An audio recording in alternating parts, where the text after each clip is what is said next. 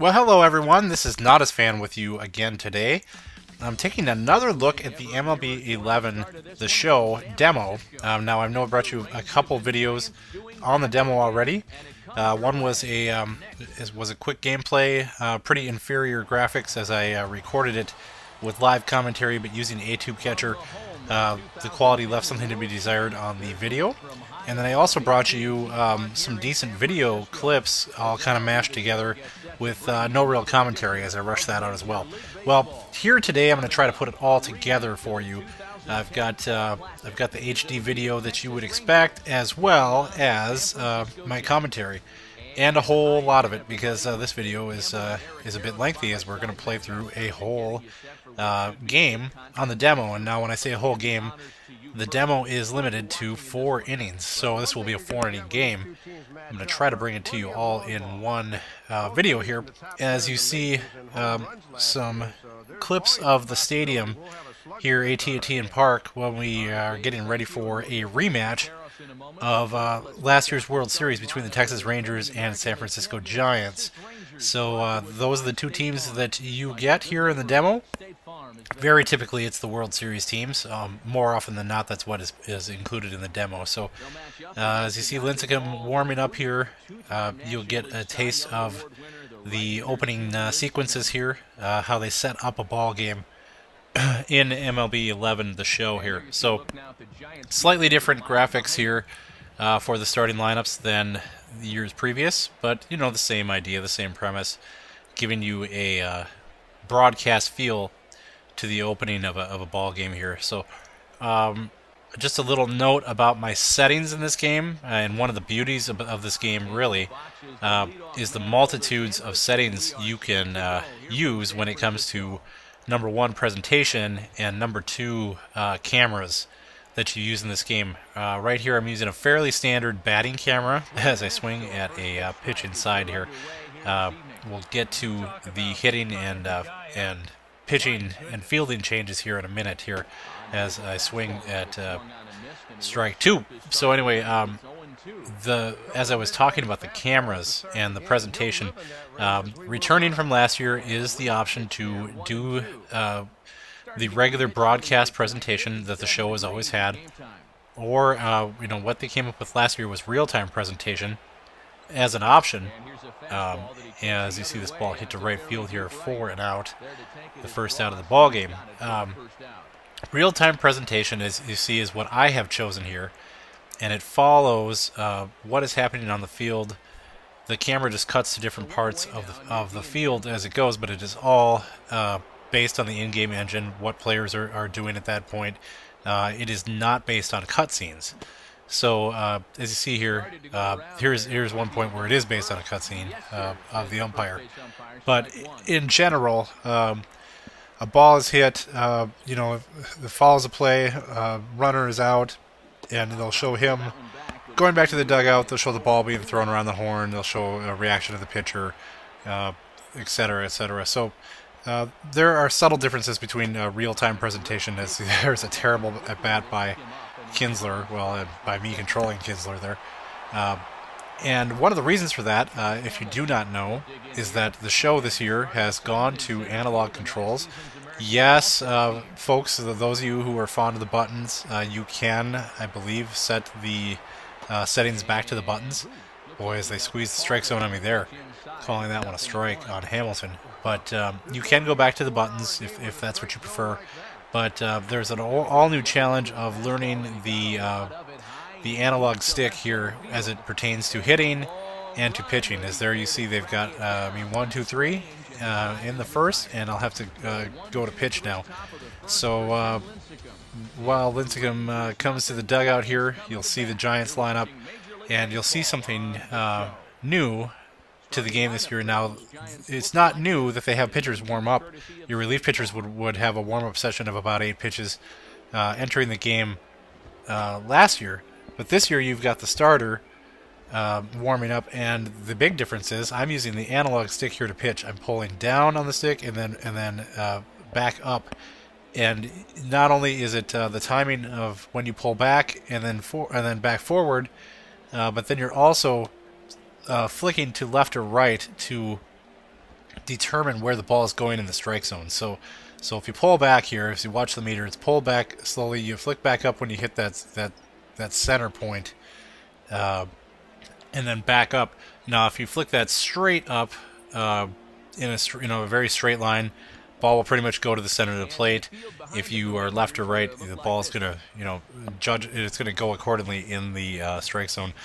Same thing as if you pull back too far as the pitcher's meter, you could throw wildly, and you'll see examples of that as Torres comes in here to lead off for the Giants. So pitching with Wilson here, he has a much slower wind than, at least meter-wise, than Lincecum does, and it's very apparent here. It takes a while to get back down, and now that pitch you see was flicked way left on the stick, and it went outside there. So in the case of, especially of Lincecum's curveball, if you hold on too long, it can go about 55 feet and not even make it to the catcher sometimes. So each pitcher is unique as far as their meter and their delivery and all that, and it shows in what you'll have to do on the stick there as far as pulling back and the timing of the thing. As you see a strikeout here, I found that for me anyway, the pitching on the analog stick was a little bit easier, or has been a little bit easier to pick up than the hitting so far, and I think that's partially because any experience I've had with analog hitting in the past has been in the 2K series, and it's done a little bit differently over there. As you see, strike one thrown here by Wilson. It's done a little differently in where you determine a power swing by basically loading backwards and then forwards, or a contact swing by just flicking forwards from the middle position. Well, if you flick forwards from the middle position in this game, you're going to do a running bunt, basically a bunt for base hit. As you see this ball hit to the third baseman, and there's an out. So 2 down for the Giants as well here. There's a fairly quick first inning going on here as Beltre makes the play at third. So as you see, some more examples of the real-time presentation. Pretty much what you had last year with it. It's been smoothed over in a few categories, and I'll bring those up when we get to them.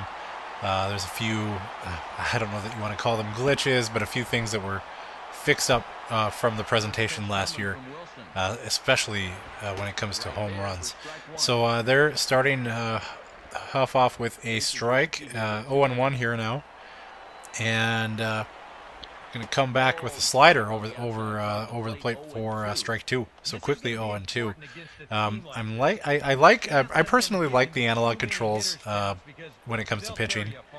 I found it kind of fun to be able to try to hit your spot in and out of the zone, as well as just your general speed and all that. So trying to hit the corners becomes a little more interesting with this. It is a different system pitching as well as 2K. I find 2K's analog pitching to be kind of frustrating at times, and we'll see what it's like this year. I don't expect it to change a whole lot. There's a neat crowd scene. They're going a little more interactive with the crowd here this year. I kind of like that right there. Kind of looking forward to seeing all the different stadium shots, with their fans accordingly with the teams. So anyway, back to the plate here at the top of the second. As far as the pitching goes in 2K, there's a different motion for each pitch. If you were pitching here, if you were doing this motion, the pitching motion in this game, in the 2K game, you'd be throwing a fastball each and every time because it would be down and then back up. In 2K, you may do a circular motion for a breaking ball, or you might do a 45-degree angle and then a half circle, depending on the pitch. But the thing I found is that sometimes I would forget the difference between, say, a fastball and a changeup. A changeup would be up and then down, whereas a fastball would be down and then up. And if you call for one and throw the other, it's a wild pitch, and it's a very frustrating experience. Now, you may say that's sort of realistic, and I guess maybe it is in a way. But I think that people who are new to the analog sticks will will get this series, this way of pitching with the analog sticks a little easier than the 2K brand. Just my opinion on that. You might disagree. So we're hitting here, and it looks like, okay, we're finally going to get a hit.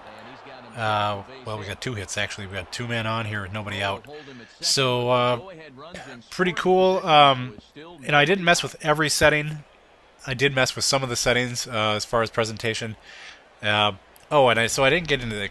I talked about presentation, but I didn't really talk about the cameras. I'm using a fairly standard camera for the batting view, which is either an offset or there's a few different offsets or catcher views.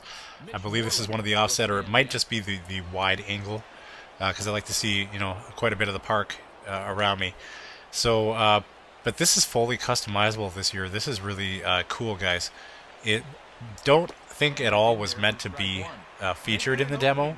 But there's a way to get to the custom cameras, and I should try to maybe do a tutorial on that, but maybe it's not worth it since the game will be coming out next week.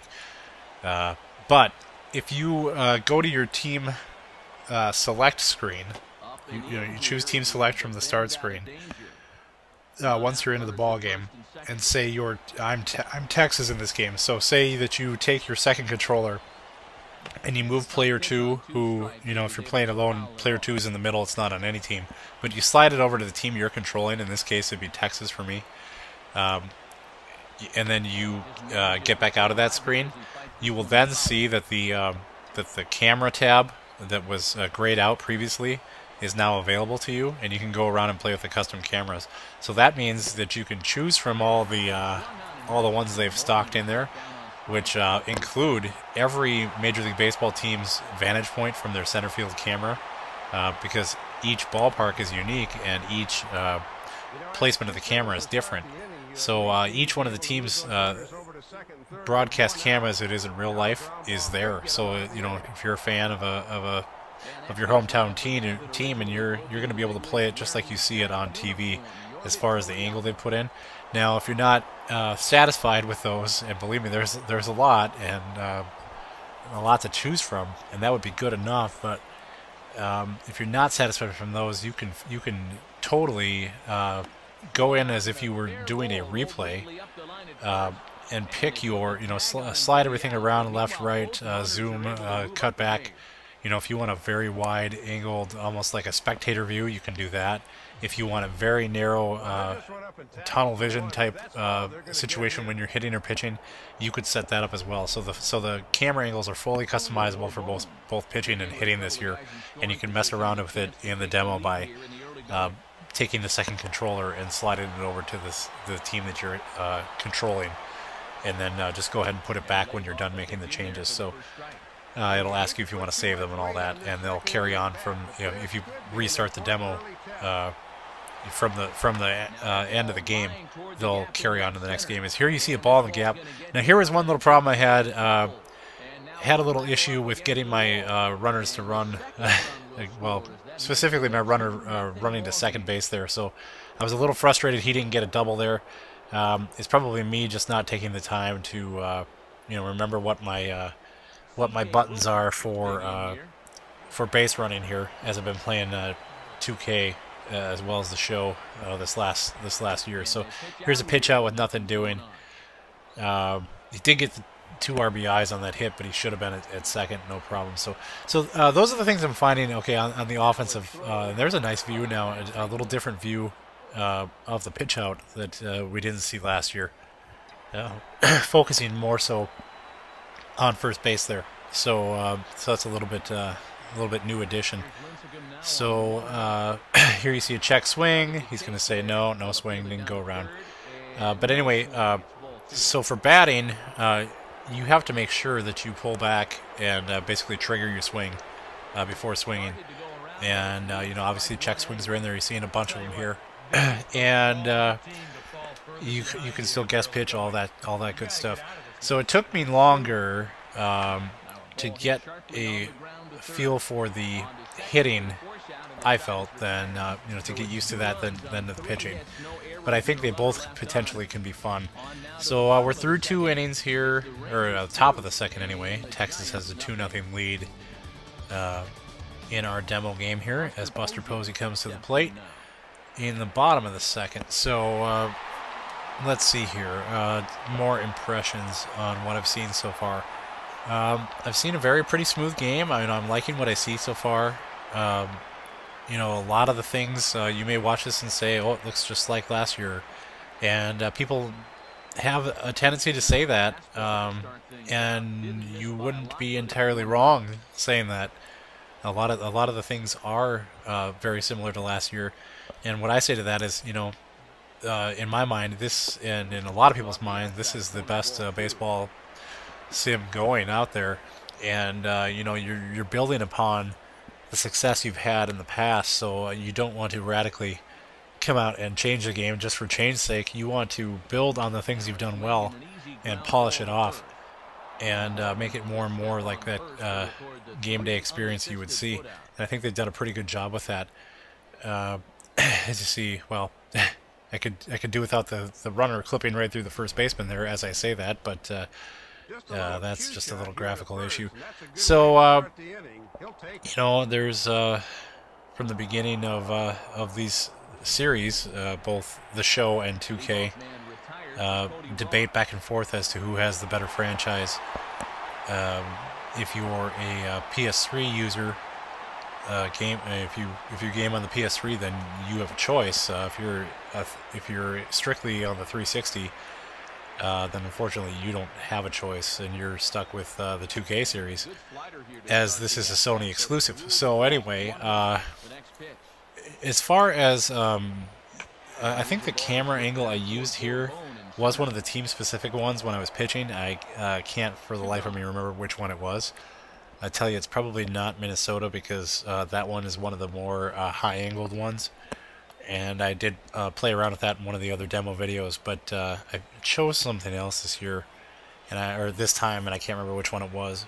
But anyway, just trying to mess around with the different camera angles and enjoy the ability to tweak the game in that way. So anyway, pitching's pretty fun.